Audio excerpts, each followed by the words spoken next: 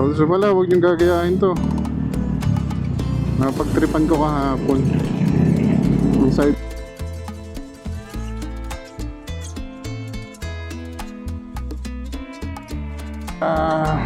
2 bars left. Well, 1 bar per liter tayo. Parang kakakita ko lang kasi mag 2 bars to. So, para sa 4.5 liters. 4.5 liters, 95.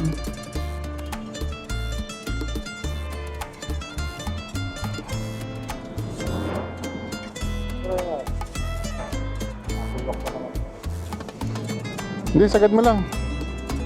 Para hindi bumulwak. 4.5 safe.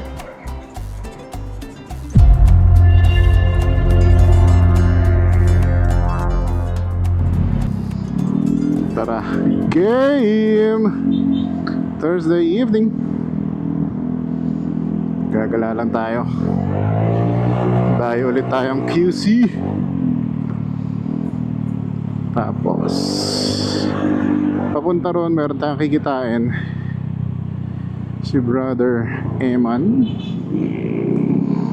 Nag-message lang siya sa Instagram ko. Sabi niya, brother, anong oras kayo pupunta dito sa Vespa Tambike, Vespa Showcase ni Concept Ride?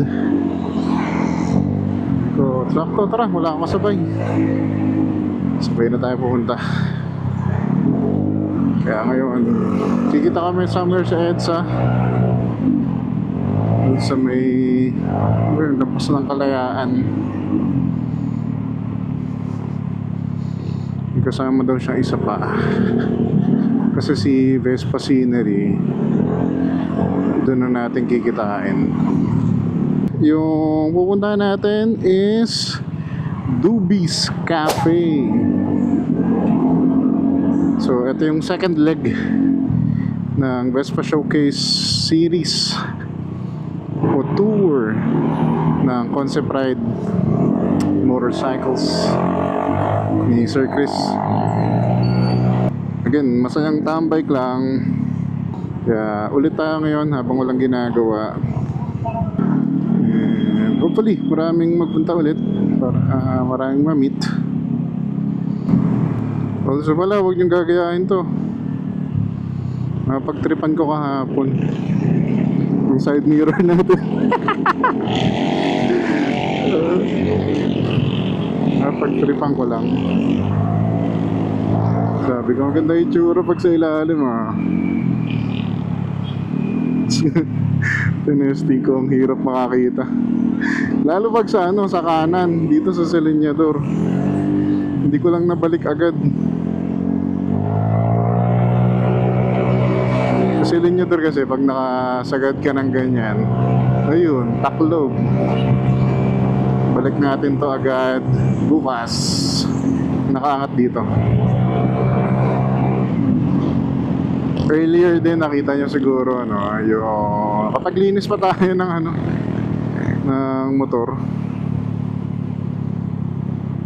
Kaya maging naman, para maging presentable naman yung itsura ng motor natin kahit maraming gas-gas. At least nasabi malinis, di ba? Also, salamat pala sa mga nag-order nung ating ilalabas na shirt. Huwag kayong mag-alala, walang branding ko yun. Isa sa project lang natin yun. Labas natin sa Vespa ngayon. Hindi ko sure kung ilalabas natin sa susunod. Hopefully magkaroon ng second batch. Kasi currently meron na akong 40 orders.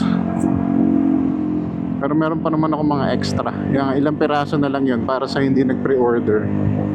Pero yeah, mas maganda kasi makita muna ng iba, di ba? Minsan may gano'n naman. Ako, most of the time naman, ano rin, ganun din ako. Kung gusto ko muna makita yung item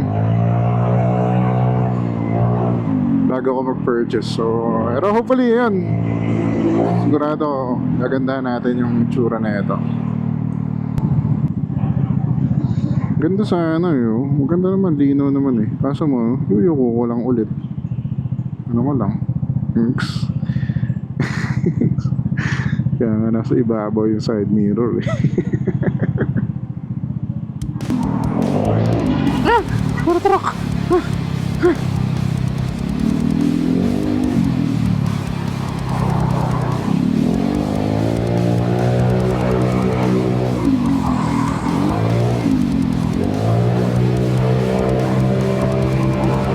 Puro truck!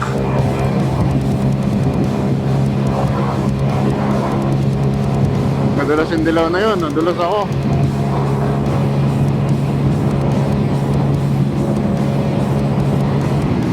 Sayang bitin. Pero nung isang araw na tinas ko dito, lumabas ako ng 110. Meron naman siya ngayong dulo. Heist. So Uni Oil pala sila. Sana nandito ang Uni Oil. Ah, ito pala. Chulaling. Ayun o. Ayun o. Yan.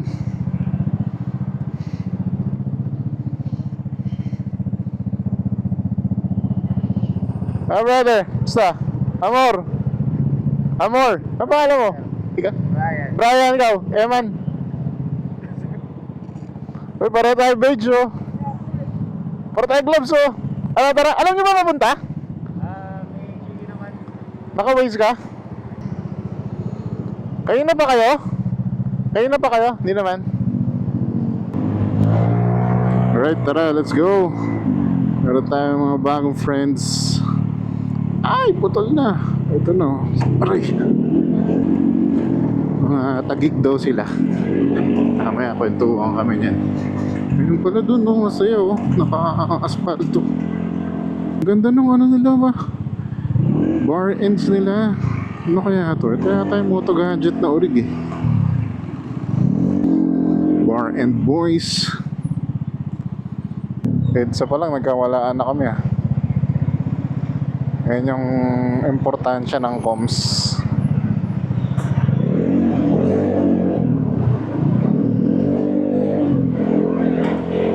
Kasi magkakawalaan at magkakawalaan kayo. Ito na si Brian, si Eman. Sunod tayo sa kanya dito. Yung sa comms naman, parang currently ano naman na, kahit hindi na kayo pare-pareho, kasi merong Viber, Messenger, or yung iba sa ano yun? Pero sabi may delay. Yun lang yung magiging somehow problem kapag grupo kayo nag-ride tapos iba-iba kayo ng brand ng comms.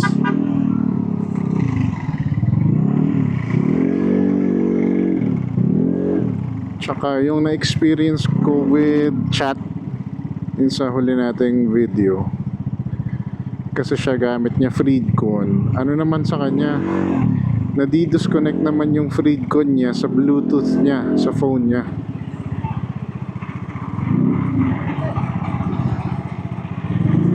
Yun yung naging problem naman niya with Freedcon. Although once siya palang nagamit yun, pero malalaman natin sa mga susunod.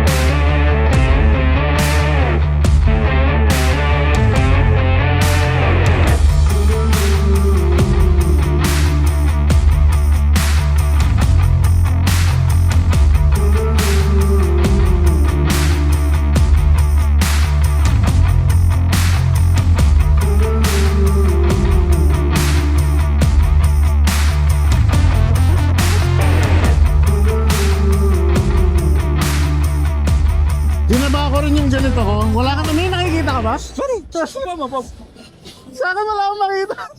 Dre, pag-aaral na Siyempre, nito, Dre. kailangan mo tumingin. Ako yun nakaganyan ka. Tama, hindi. Kahit normal, pero tumingin ka lang.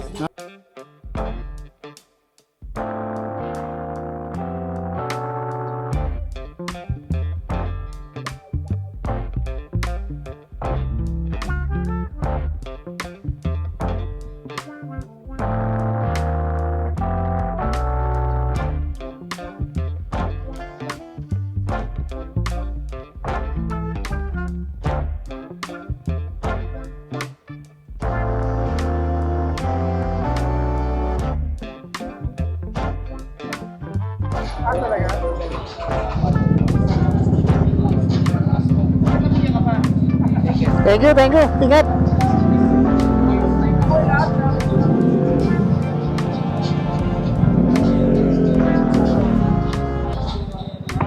Alright, that's the second stop ng Vespa Showcase by Doobie's Cafe. Maraming ano. Ito, hindi pa natin nakunan kanina.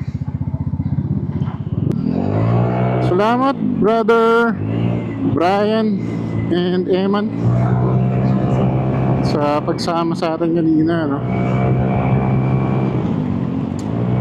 Kanina nabanggit din yung next stop would be LABL HQ, bandang Fairview ang LABL Cafe or HQ. So dun yung next. Magkakaroon din daw dito kay Scoot Monkey, kay Sir Jasper. Ito na yun, yung Caltex na yan, naka-schedule din. Tapos again, meron pa nabanggit Vespa Fill and Vest, isa Richan dealership, since meron ding ano dun, cafe.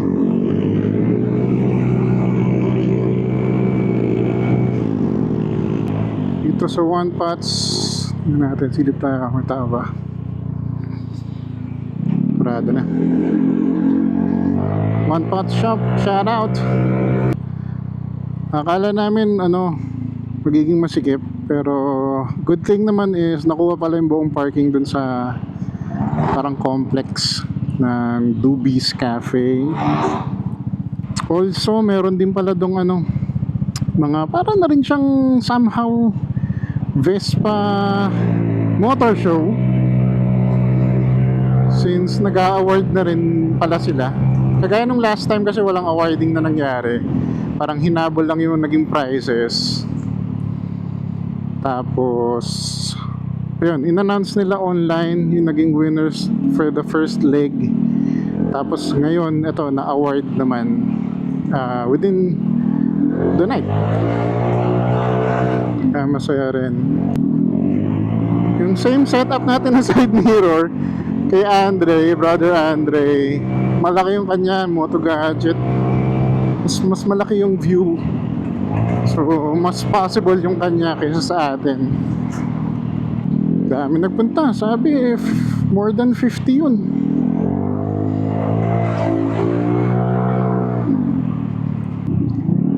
Congratulations sa mga winners. Merong best in sprint, best sprint, best primavera, best GTS. Ano pa ba yun? Concept ride choice, tsaka Doobie's Cafe choice. Ayos.